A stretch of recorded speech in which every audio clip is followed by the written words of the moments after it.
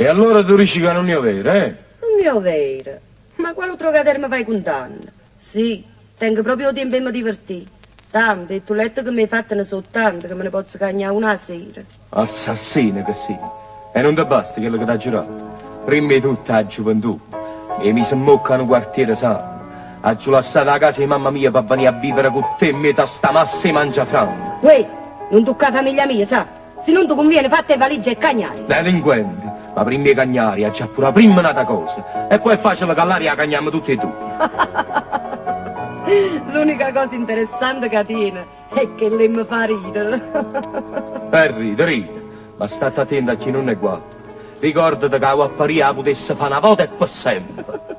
E fallo, dai, una pistola, un portiere, fammi vedere come mi accidi. Acciderti.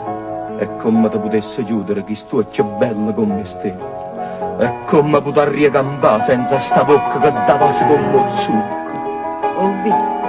Ovvia allora che senza me ti agnarrisse tutta una vita. E ho vero. O chianta senza pace come quello che mi faccio quando mi fai morire di gelosia. E allora va, vita mia, pensi piuttosto a guadagnare denaro. Ricordati che i denari sono tutto, danno la gioia e la felicità. E io ti voglio bene. Sì, forse hai ragione.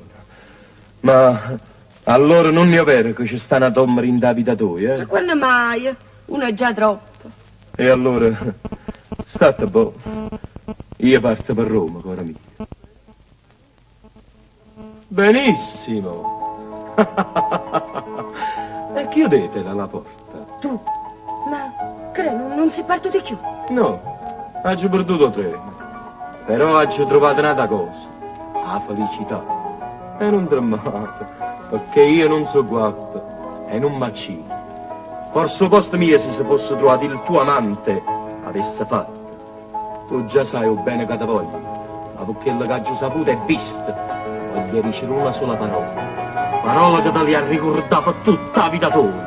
Ma la femmina, perché tu questa sì, una mala femmina.